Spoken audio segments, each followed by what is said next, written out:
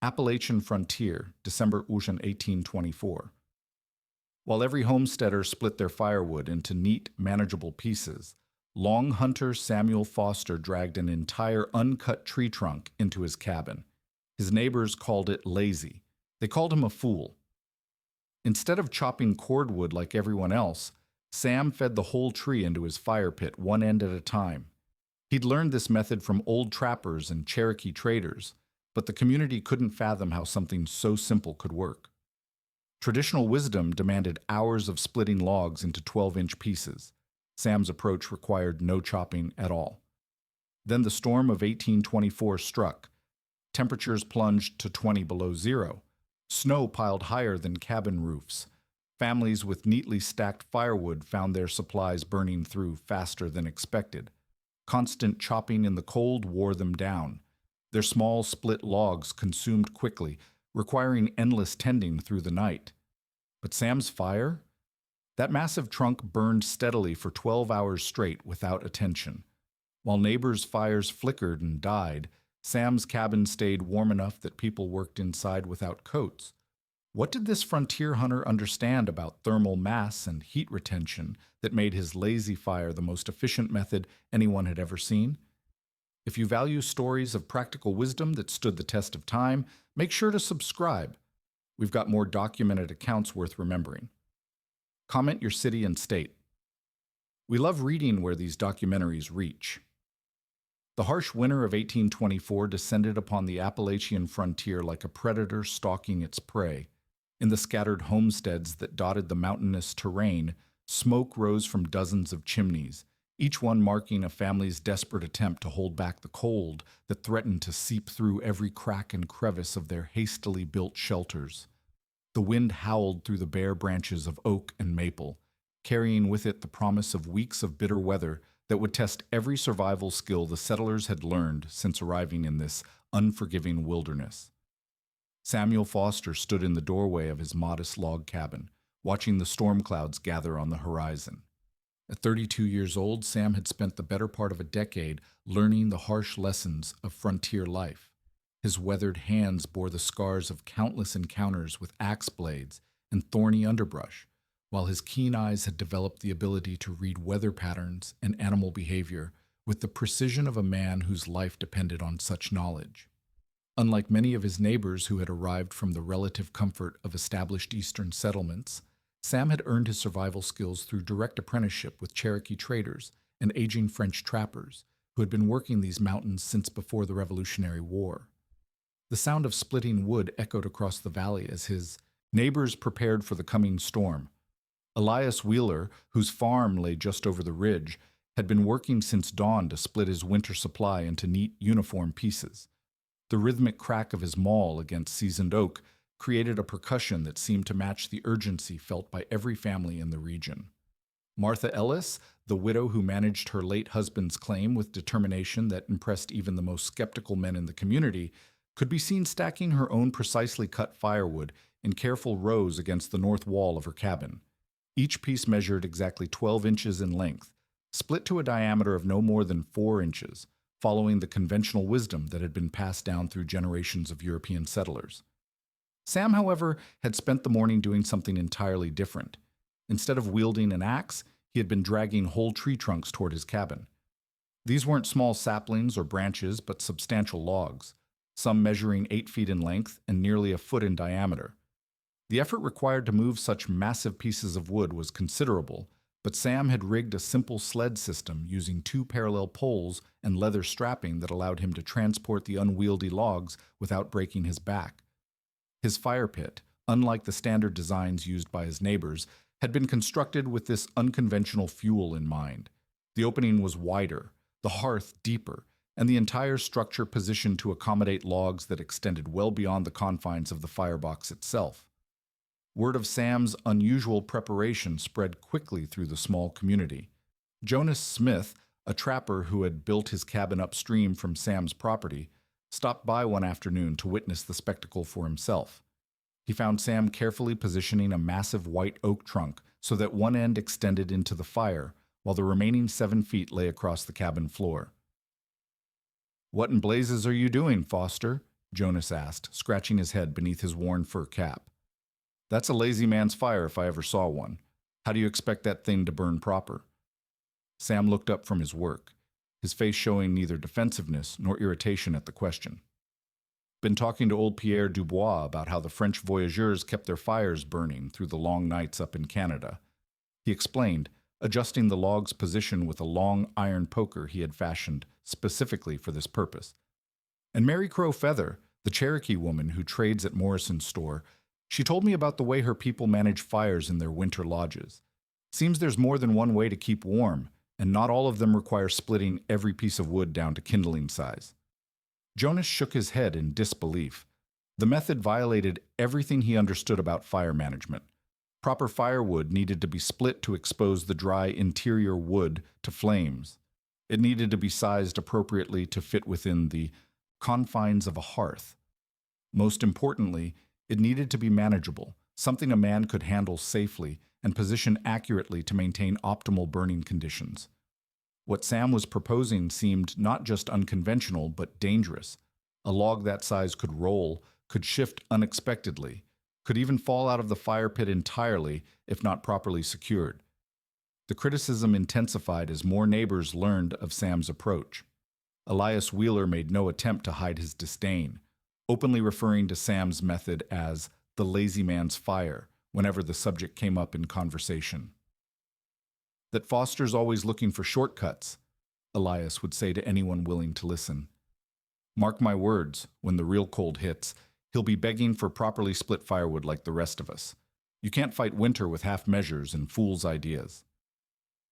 Martha Ellis, while more diplomatic in her assessment, shared similar concerns. She had managed to survive 3 brutal winters since her husband's death by adhering strictly to proven methods.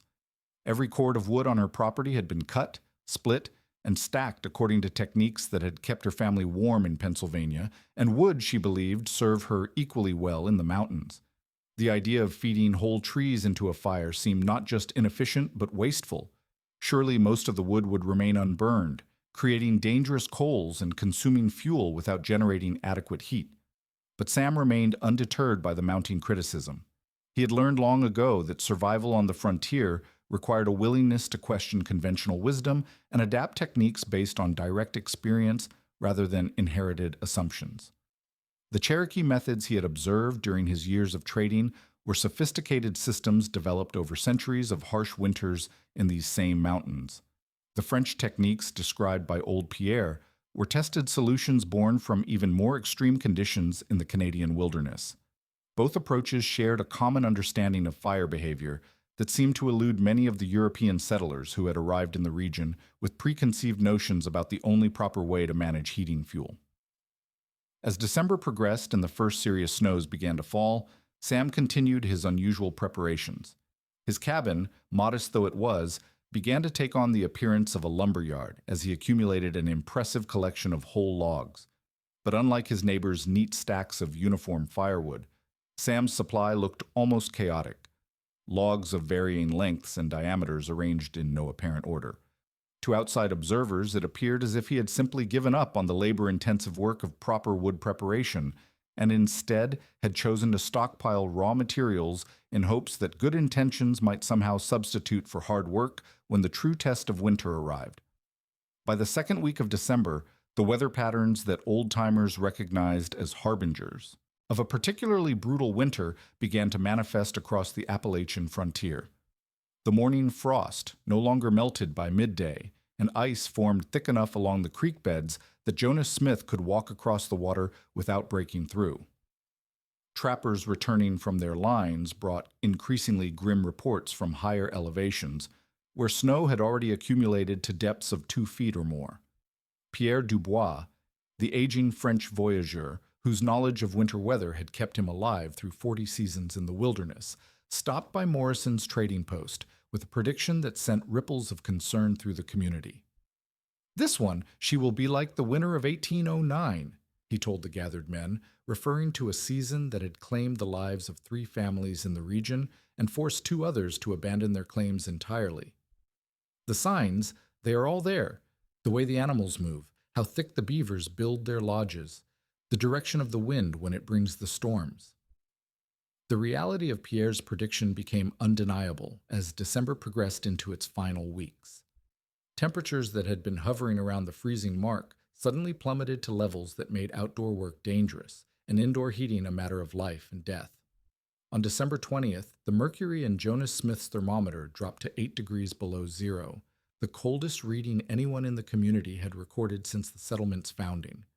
The cold was not the dry, manageable cold that experienced frontiersmen could work through with proper clothing and frequent warming breaks, but rather a penetrating dampness that seemed to seep through multiple layers of wool and leather, chilling a man to his bones within minutes of exposure. Elias Wheeler had prepared for this eventuality with characteristic thoroughness.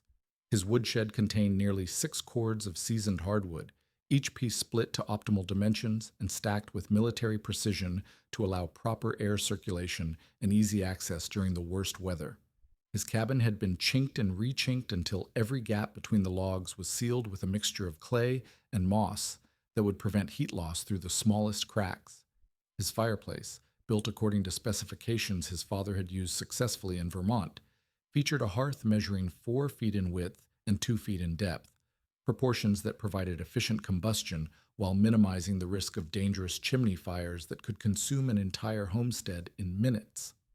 Martha Ellis had taken similar precautions, though her resources were more limited than those of her male neighbors. Her late husband had taught her the critical importance of maintaining multiple heat sources throughout their living space, and she had positioned 3 smaller fireplaces strategically around their single-room cabin to ensure even temperature distribution. Each fireplace was fed with carefully rationed supplies of split oak and hickory, woods that her husband had selected for their long-burning characteristics and high heat output. She had calculated her fuel consumption based on previous winter's usage, adding a 20% margin for unexpected cold spells, and her mathematical approach to winter preparation had earned respect from men who initially questioned a widow's ability to survive without male assistance. The conventional wisdom that guided these preparations was based on generations of accumulated experience in managing fire for both heat and cooking purposes. Properly split firewood burned more efficiently than whole logs because the splitting process exposed the dry interior wood to oxygen, allowing flames to penetrate the fuel more completely and generate maximum heat output. Pieces sized between 10 and 14 inches in length fit comfortably within standard fireplace dimensions, while providing sufficient burn time to maintain consistent temperatures throughout the night. The practice of splitting also eliminated the dangerous unpredictability of whole logs, which could shift unexpectedly as they burned, potentially rolling out of the fireplace and igniting floor coverings or furniture. Sam Foster's approach defied every aspect of this established methodology. His fire pit, which he had spent considerable time modifying during the autumn months, resembled no standard design that his neighbors recognized. The opening had been enlarged to accommodate logs measuring up to 10 feet in length, while the depth had been reduced to create a shallow burning platform that allowed the majority of each log to extend beyond the confines of the hearth itself. This configuration required constant attention to prevent the protruding portions from becoming fire hazards, yet Sam seemed unconcerned by the apparent safety risks his method introduced. The first test of these competing approaches came on December 23rd, when a storm system moving down from Canada brought with it conditions that would challenge every heating system in the region.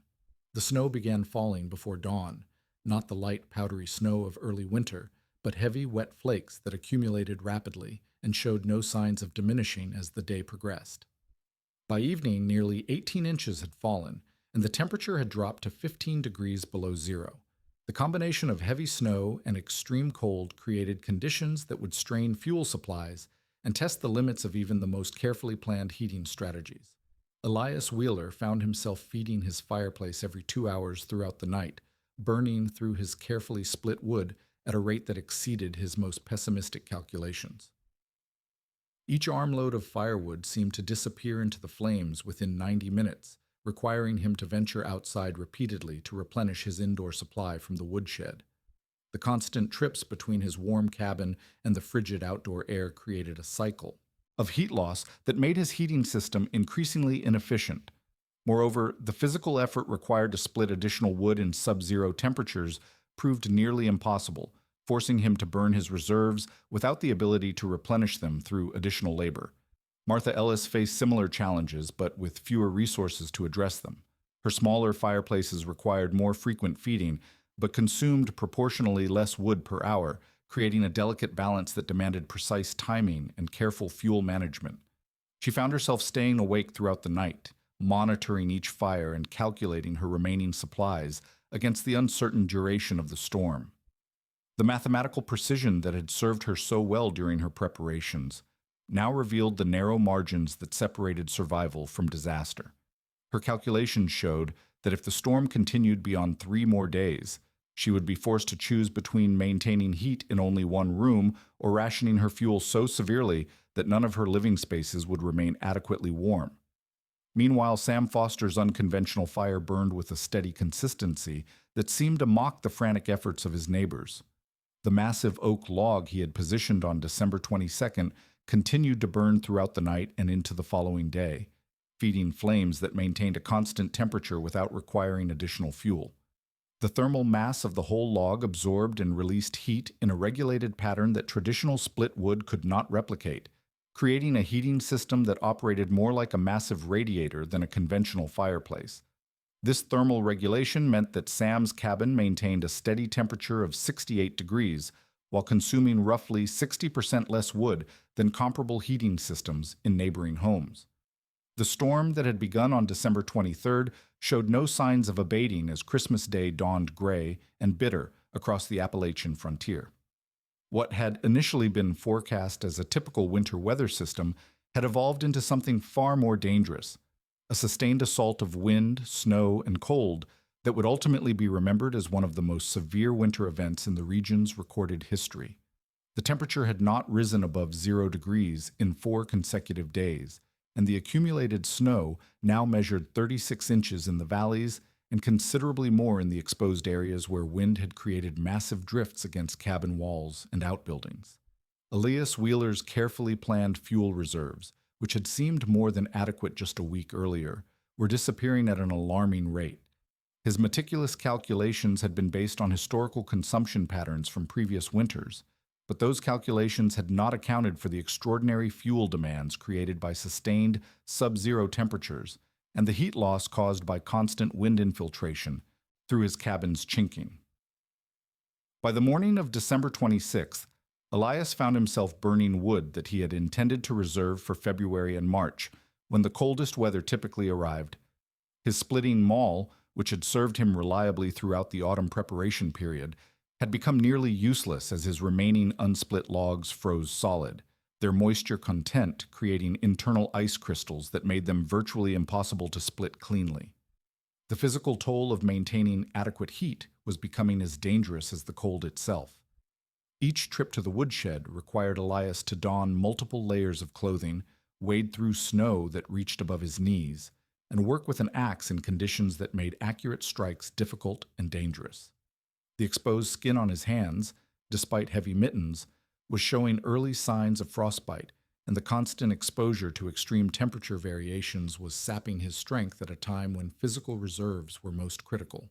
His wife, Sarah, had developed a persistent cough from breathing air that alternated between the superheated atmosphere near their fireplace and the frigid drafts that penetrated their cabin despite their best efforts at weatherproofing.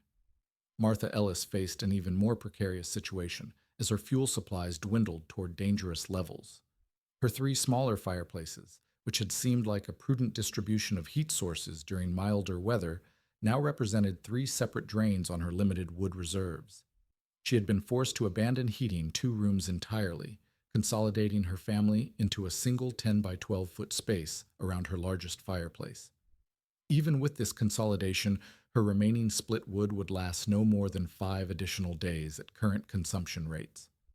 The widow's physical limitations prevented her from attempting to split additional logs in the extreme cold, and her children, aged 8 and 11, lacked both the strength and skill necessary to contribute meaningfully to wood preparation. The crisis deepened on December 27th when Jonas Smith appeared at Martha's door, his face showing the telltale signs of severe cold exposure, and his usual confident demeanor replaced by obvious desperation. "Martha, I hate to impose," he said, stamping his feet to restore circulation while clouds of vapor streamed from his mouth. "But I've burned through most of my wood, and what's left is too green to burn proper. My cabin's down to maybe 40 degrees, and I can't feel my fingers even inside. Jonas's predicament illustrated the fatal flaw in conventional wood management strategies when faced with extreme conditions.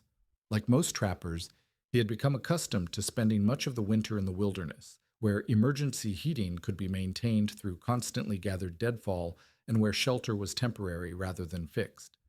His cabin preparations had been minimal, based on the assumption that he would be absent for extended periods.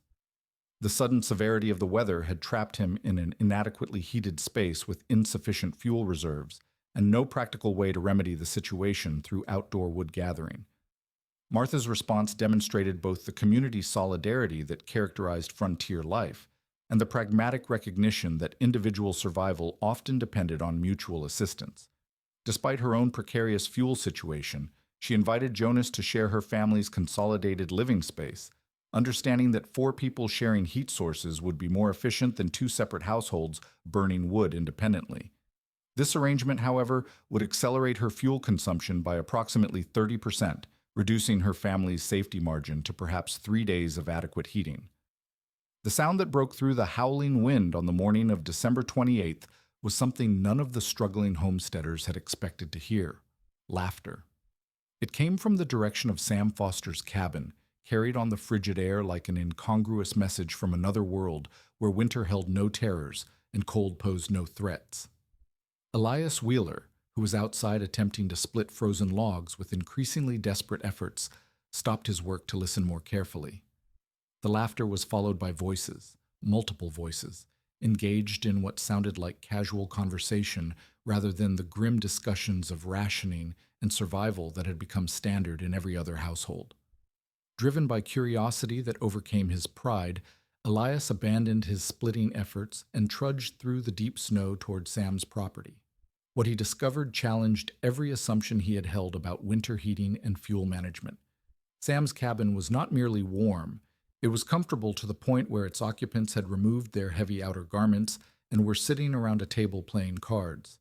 The temperature inside registered a steady 72 degrees on the thermometer that Sam had mounted near his door, and more remarkably, the heat seemed to permeate every corner of the living space without the temperature variations that plagued conventional heating systems. The source of this consistent warmth was immediately apparent.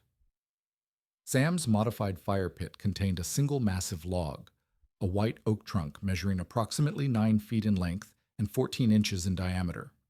One end of this log extended deep into the fire pit, where it glowed with intense heat, while the remaining 7 feet projected across the cabin floor, supported by iron brackets that Sam had forged specifically for this purpose. The log was not burning in the conventional sense that Elias understood combustion. Instead, it was undergoing a controlled carbonization process that released heat energy at a steady, regulated rate, rather than in the rapid, inefficient burst characteristic of split wood fires. The occupants of Sam's cabin included not only Sam and his wife, but also 2 other families from the community who had sought refuge as their own heating systems failed. Old Pierre Dubois sat near the extended log, using its radiant heat to dry wet clothing while regaling the group with stories of similar winters he had survived in the Canadian wilderness.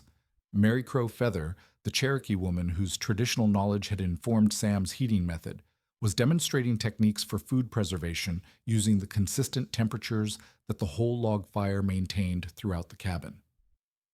Sam noticed Elias standing in his doorway and gestured for him to enter. "Come in before you freeze," Sam said, his tone carrying none of the defensiveness that might have been expected given the criticism his methods had endured. "There's plenty of room and plenty of heat. This log's been burning steady for 6 days now, and from the looks of things, it'll keep going for another week at least." Elias stepped inside, immediately feeling the dramatic temperature difference that separated Sam's cabin from the brutal conditions outside. The heat was not the harsh, dry heat of an overworked fireplace, but rather a gentle, penetrating warmth that seemed to eliminate the bone-deep chill that had become his constant companion over the past week. As his clothing began to thaw and his extremities regained sensation, Elias found himself confronting the uncomfortable reality that everything he thought he knew about winter survival had been fundamentally wrong.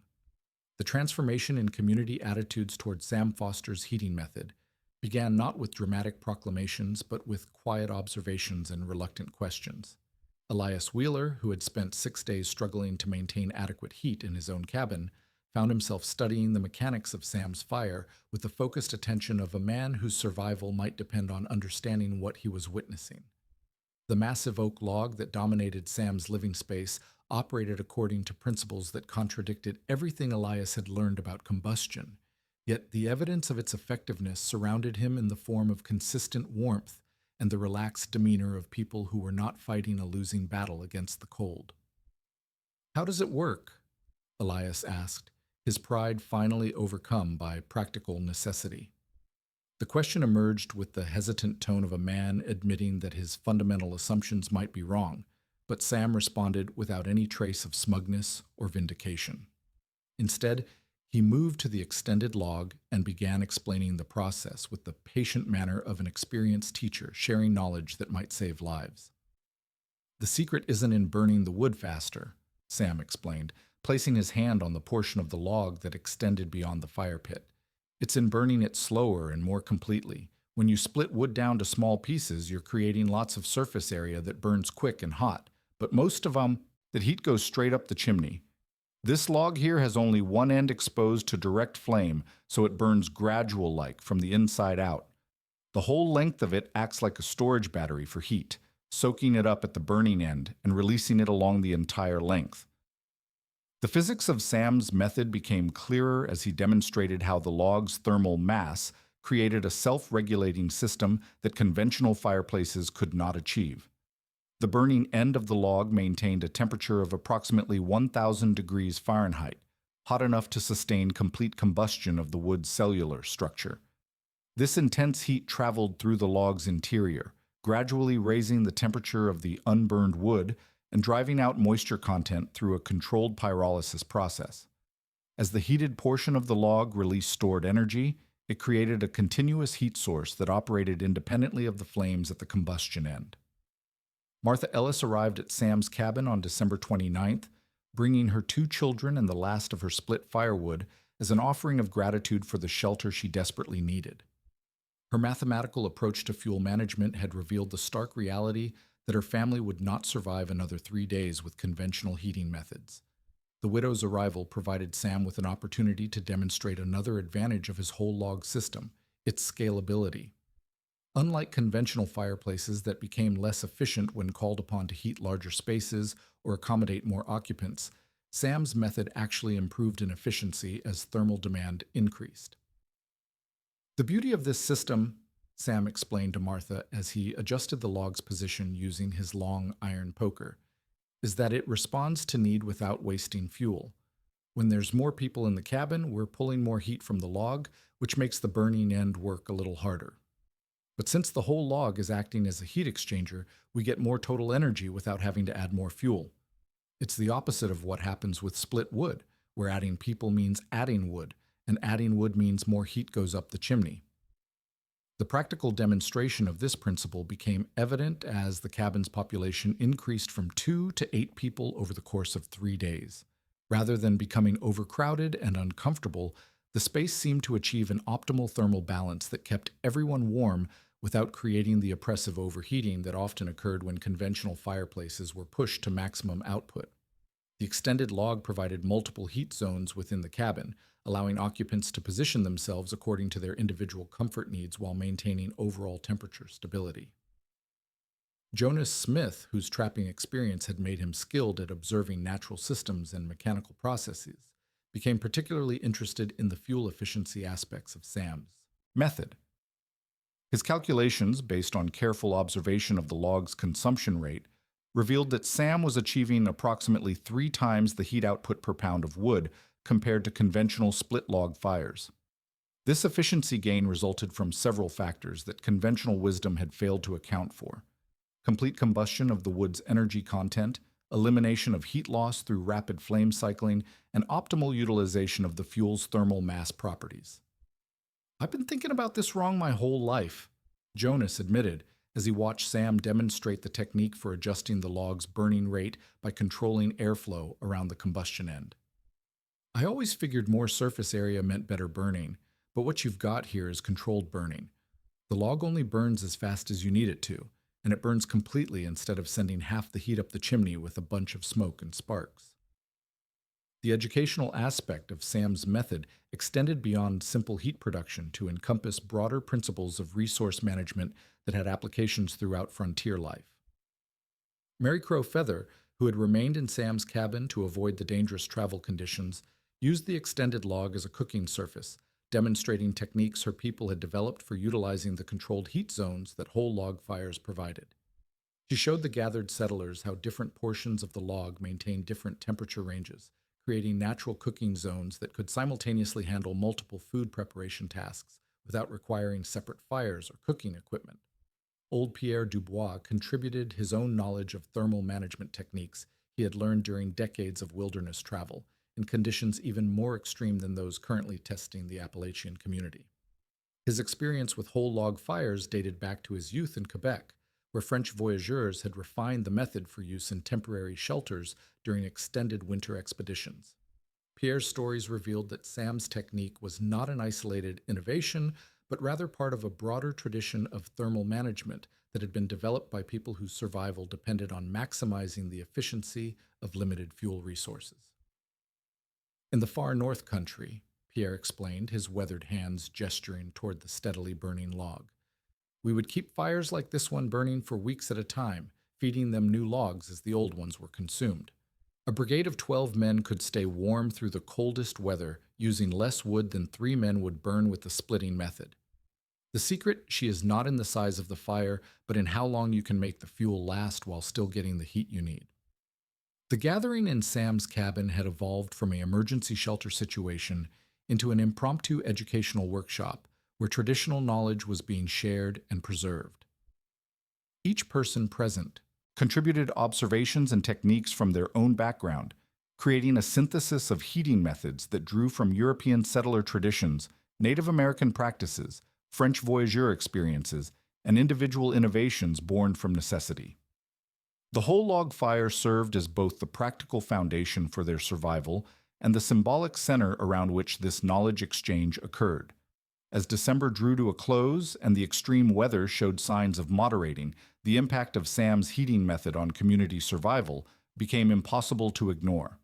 While other homesteads throughout the region had suffered from inadequate heating, fuel shortages, and cold-related health problems, the occupants of Sam's cabin had not only maintained their health, but had actually improved their understanding of thermal management principles that would serve them throughout future winters.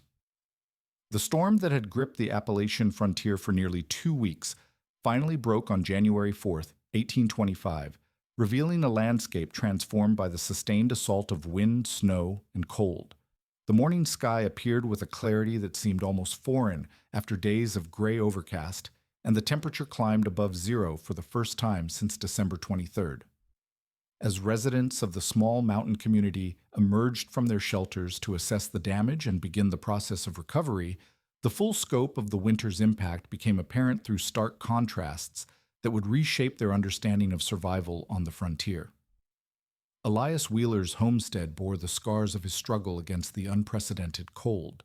His woodshed, which had contained 6 cords of carefully split firewood at the beginning of December, now held less than half a cord of green, unsplit logs that had proven too frozen to process during the crisis.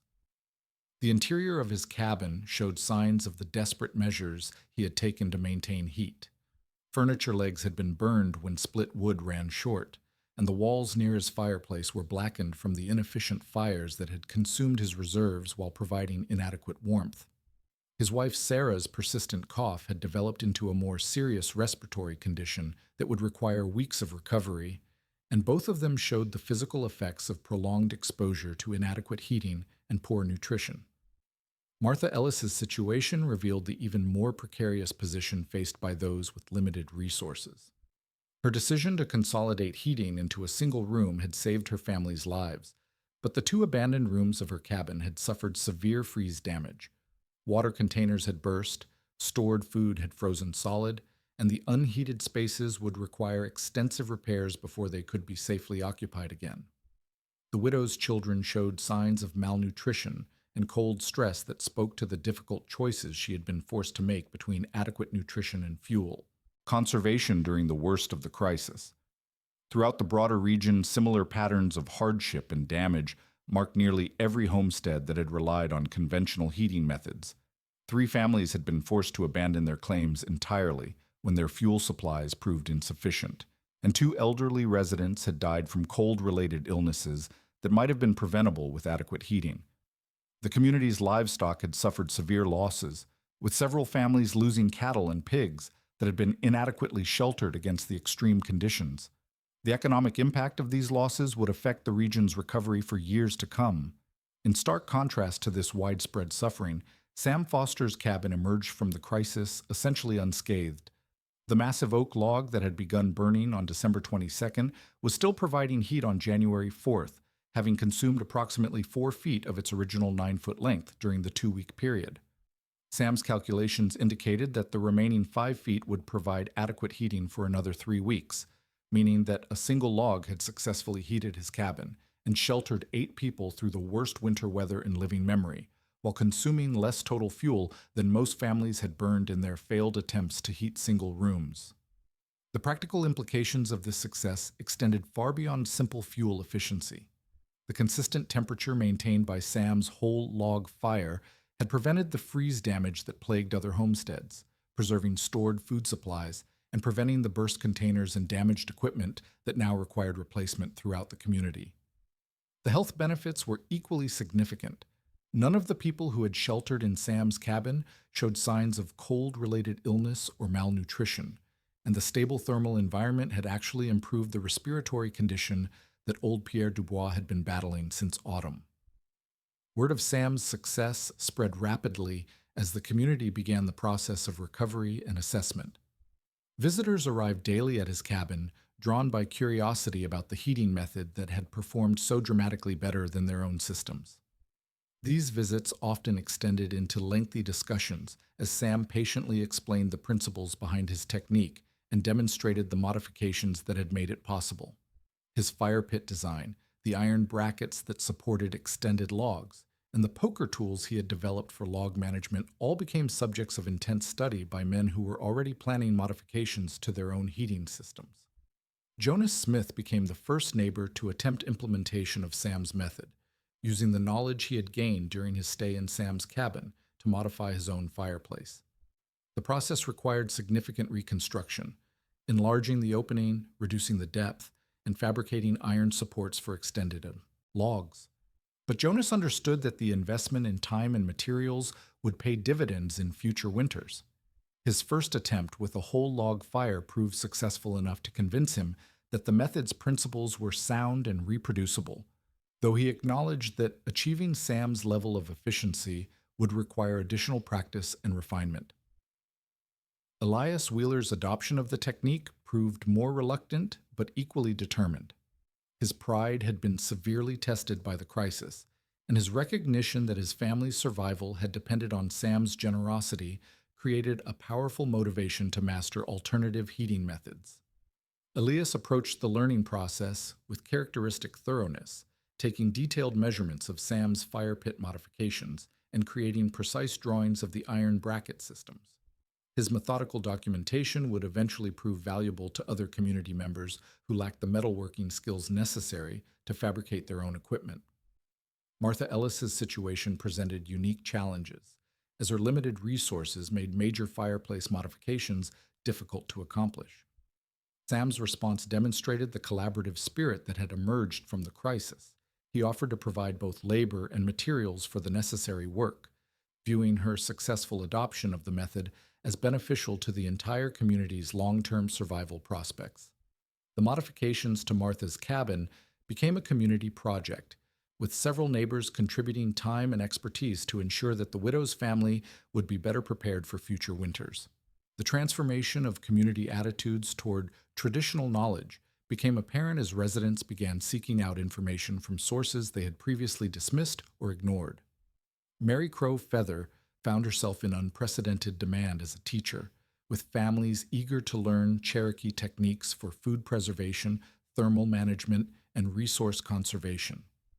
Old Pierre Dubois' stories of voyageur survival methods, which had once been regarded as entertaining but irrelevant tales, were now listened to with the attention due to potentially life-saving information. The broader implications of the winter's lessons extended beyond heating methods to encompass fundamental questions about the relationship between inherited wisdom and practical innovation. Sam's technique had succeeded not because it was entirely novel, but because it synthesized knowledge from multiple traditions: Cherokee thermal management, French voyageur fuel conservation, and his own observations of wood combustion behavior, into a system that outperformed conventional approaches under extreme conditions. This synthesis model would influence the community's approach to other survival challenges in the years that followed. By spring, the whole log fire method had been adopted by nearly every family in the region, though with varying degrees of success depending on individual implementation and local conditions. The technique's popularity spread beyond the immediate community as travelers and traders carried news of its effectiveness to other frontier settlements. Written descriptions of the method began appearing in settlers' letters and regional newspapers, ensuring that the knowledge would be preserved and disseminated throughout the broader frontier population. The legacy of the winter of 1824 would extend far beyond its immediate impact on the small Appalachian community, where Sam Foster had first demonstrated his unconventional heating method. The principles he had revealed, thermal mass utilization, controlled combustion, and resource efficiency, would influence heating system design and fuel management practices throughout the American frontier for generations to come.